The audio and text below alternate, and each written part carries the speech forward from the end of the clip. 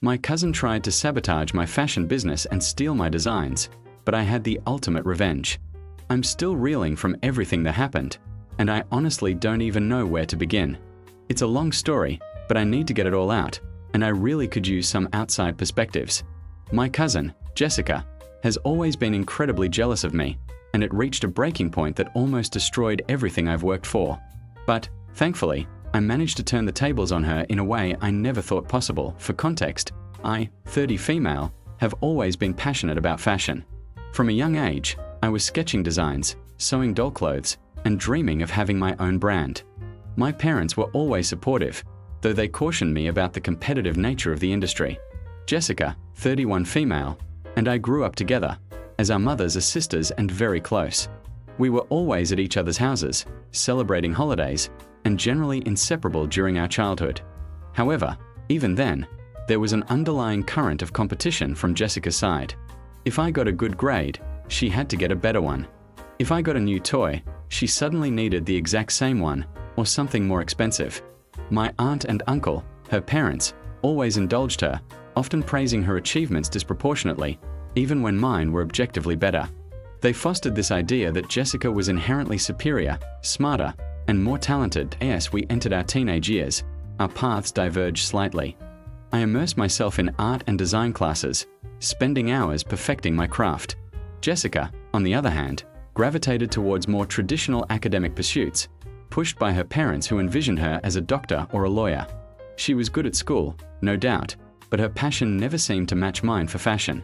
Still, whenever I showed off a new design or talked about my dreams, she would make a dismissive comment, like, "That's a nice hobby, but how will you make a real living?" Or "Fashion is so superficial, don't you think?" It always felt like she was trying to belittle my ambitions. After high school, I decided to go to a prestigious fashion design school, while Jessica went to a well-known university for pre-med. We saw less of each other, which I honestly found to be a relief. The constant subtle jabs and competitiveness from her side were exhausting.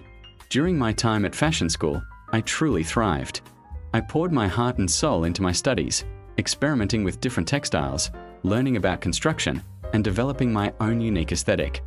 I even won a few student design competitions, which boosted my confidence immensely. Jessica, meanwhile, struggled with the rigor of pre-med. She changed her major twice, eventually settling on business, which her parents framed as a strategic move rather than a struggle. After graduating, I started my own small fashion label. It wasn't easy. I started with a small line of bespoke dresses, working out of my tiny apartment, doing everything myself, designing, sourcing fabrics, sewing, marketing, and even modeling for my early social media posts. My initial capital came from a small inheritance from my grandmother, combined with years of saving from part-time jobs. It was a slow grind, but I was passionate. My early clients were mostly friends and family, and word of mouth slowly started to spread. I focused on creating unique, high-quality pieces that celebrated individuality, and my brand started to gain a small, but loyal, following. Jessica, after graduating with her business degree, struggled to find a job she liked. Her parents had high expectations, and she bounced between a few corporate roles, never really settling in. She would often complain to me about her unfulfilling work, her demanding bosses, and how she wished she had a creative outlet like me. At first, I sympathized with her. I even offered to teach her some basic sewing skills or show her how to sketch.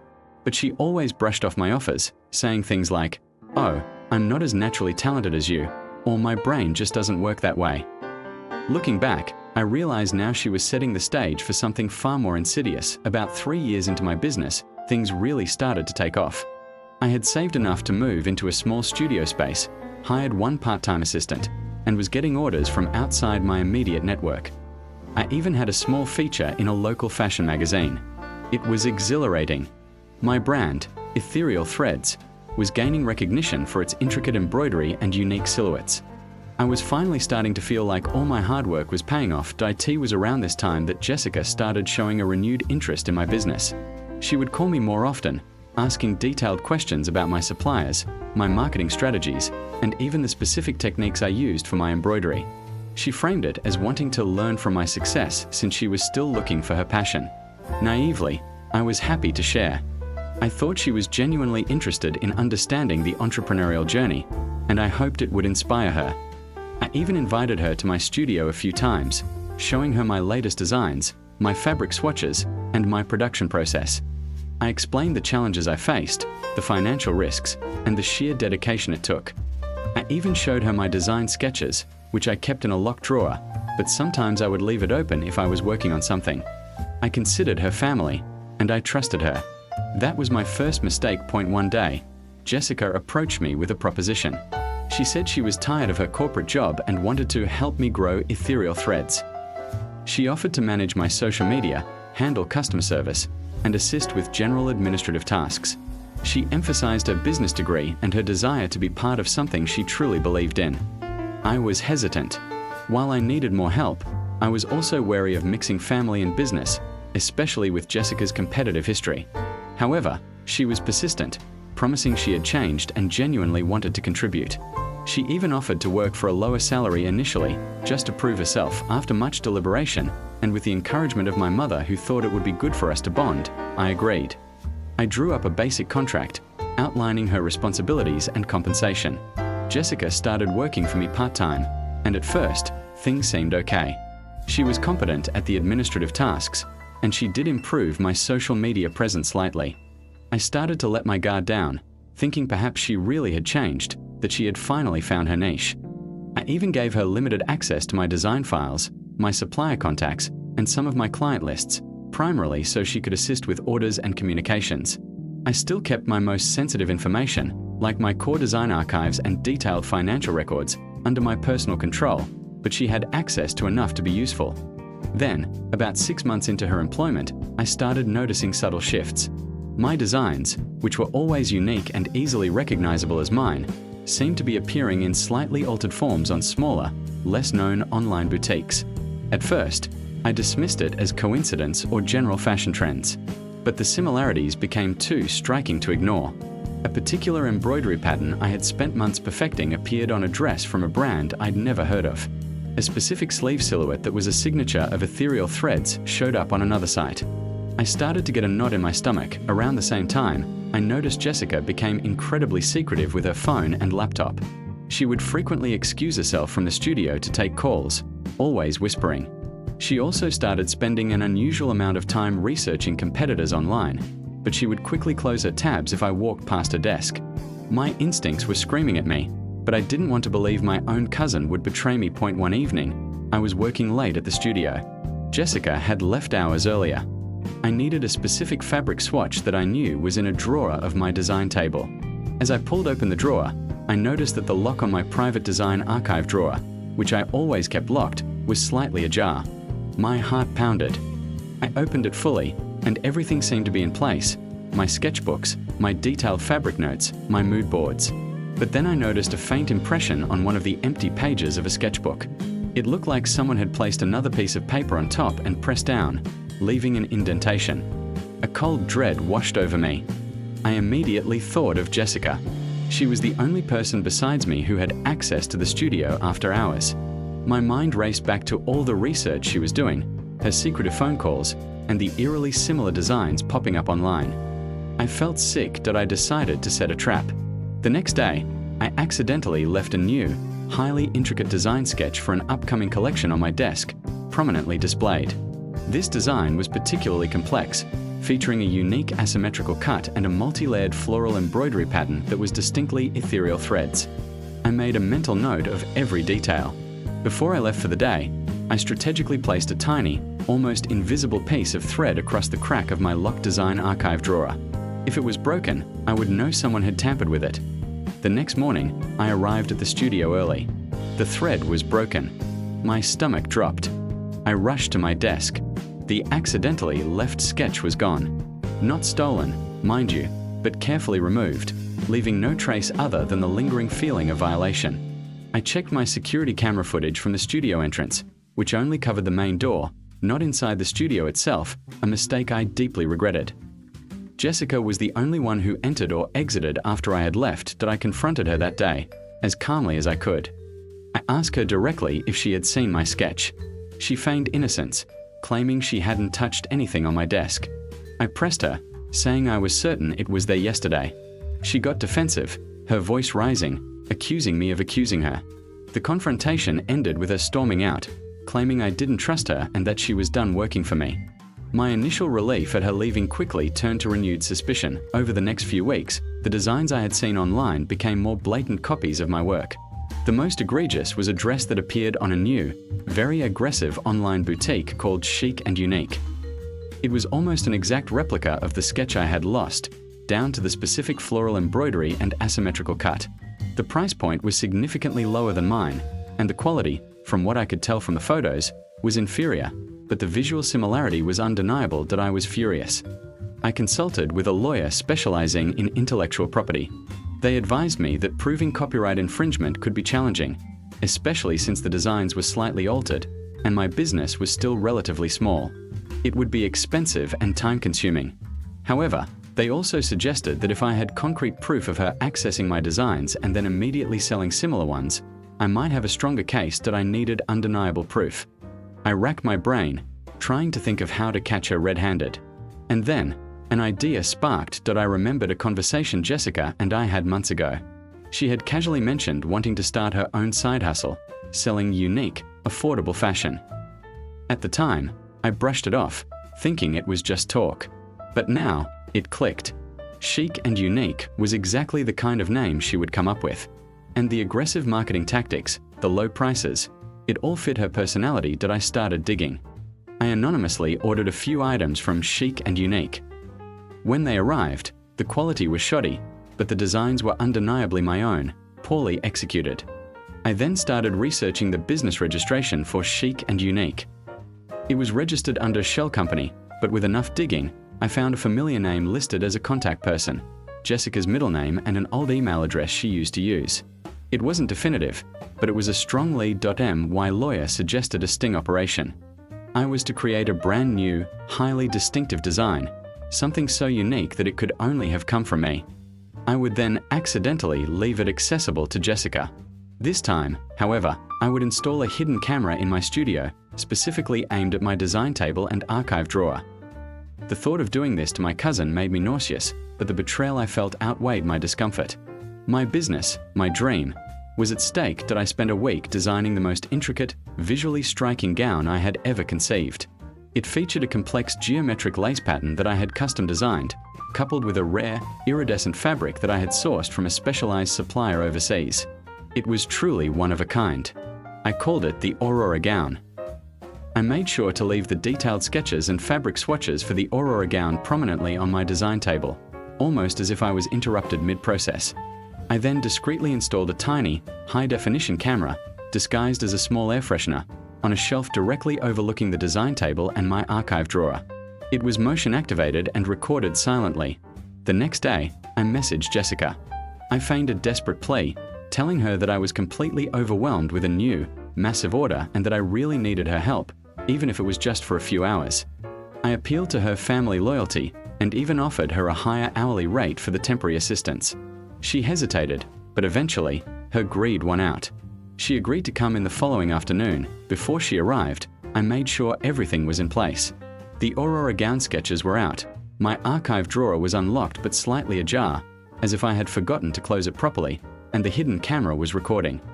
I even made a point of leaving the studio for about an hour, under the pretext of needing to pick up some urgent supplies. This was a window. When I returned, Jessica was gone. The Aurora gown sketches were no longer on my table. I felt a cold wave of anger mixed with a perverse sense of triumph. I immediately retrieved the camera. That night, I painstakingly reviewed the footage. It was all there. Jessica, after I had left, cautiously looked around, then approached my design table. Her eyes widened as she saw the Aurora gown sketches. She picked them up, meticulously examined them, even taking close-up photos with her phone. Then, she opened my archive drawer, pulled out a stack of my older, copyrighted sketches, leafed through them, and took more photos. Finally, she put everything back, tidied my desk, and left. The entire sequence lasted about 15 minutes till I had her. The next morning, I met with my lawyer, heart pounding, holding the evidence. He was visibly impressed. "This is exactly what we needed," he said, a grim smile on his face. "This proves intent, access, and direct copying." We decided not to confront Jessica directly at first.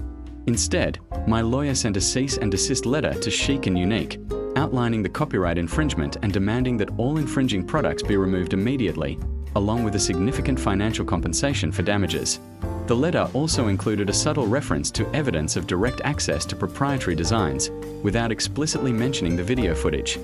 The response from Chic and Unique was immediate and frantic. Jessica, through her shell company, tried to deny everything, claiming her designs were original interpretations of trends.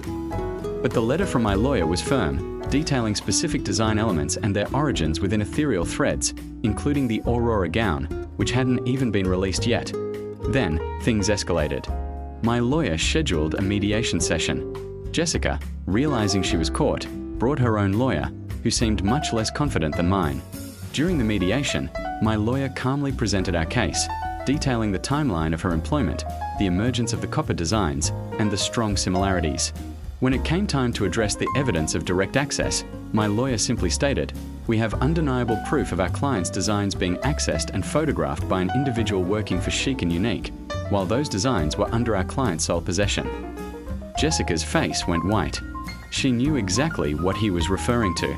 Her lawyer, sensing the gravity of the situation, pulled her aside for a private conversation. I could see them arguing, Jessica gesticulating wildly, her lawyer looking increasingly exasperated. When they returned, Jessica's lawyer looked defeated. He informed us that Chic and Unique was willing to settle. The terms were harsh: immediately cease all operations of Chic and Unique, remove all infringing products from any platform, issue a public apology retracting all claims of originality, and pay Ethereal Threads a substantial sum for damages and legal fees. Furthermore, Jessica was to sign a non-compete clause, prohibiting her from operating in the fashion industry for the next 10 years. Jessica was furious. She glared at me, her eyes burning with hatred. "You set me up," she hissed, tears welling in her eyes. "You stole from me, Jessica," I replied, my voice steady despite the tremor in my hands. "You tried to destroy my business, my dream." Her parents, my aunt and uncle, were present during the mediation, having been called in by Jessica. They had been trying to support her, but as the evidence mounted, their faces grew increasingly pale. When the settlement terms were announced, my aunt burst into tears, begging me to reconsider the non-compete clause. "She's family. You can't ruin her life," she cried. "She tried to ruin mine," I said, looking directly at my aunt, "and she jeopardized everything I worked for. This is the consequence of her actions." My uncle tried to appeal to my mother, his sister, to intervene. My mother, who had been quietly observing the entire ordeal, shook her head. "Jessica made her choices," she said, her voice firm. "My daughter has worked incredibly hard to build her business honestly. What Jessica did was wrong, and she needs to face the repercussions." The settlement was signed. Chic and Unique vanished from the internet. Jessica had to pay a significant amount of money, which she had to borrow from her parents, further straining their relationship. The public apology was humiliating for her, though it brought a wave of support for Ethereal Threads from the online fashion community. The family dynamics are, predictably, a mess. My aunt and uncle are barely speaking to my mother and father. Jessica has cut off all contact with me, and I honestly don't regret it. The betrayal was too deep. I still see her occasionally at large family gatherings, but we avoid each other like the plague. She looks haggard and bitter, a stark contrast to the thriving success of EtherealThreads.my business, on the other hand, is flourishing. The media attention from the lawsuit, though stressful, brought my brand to a wider audience, solidifying my reputation as an innovative designer who protects her intellectual property. I've expanded my team, moved into a larger studio, and even opened a small flagship store. The Aurora gown, when it was finally released, became one of my best sellers, a symbol of my resilience and victory that I still sometimes feel a pang of sadness about the loss of our cousin relationship, but mostly, I feel vindicated. I protected my dream, and I showed Jessica that trying to take shortcuts and steal from others will only lead to ruin.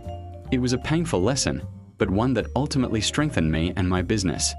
I'm proud of how I handled it, even though it meant going against family. Sometimes, you just have to protect yourself and what you've built, no matter the cost. Now, as I look at my thriving business and the beautiful designs I create, I know I made the right choice. I just needed to share this story to process it all, and perhaps hear from others who have faced similar betrayals. What are your thoughts on how I handled it? Did I go too far, or was it justified?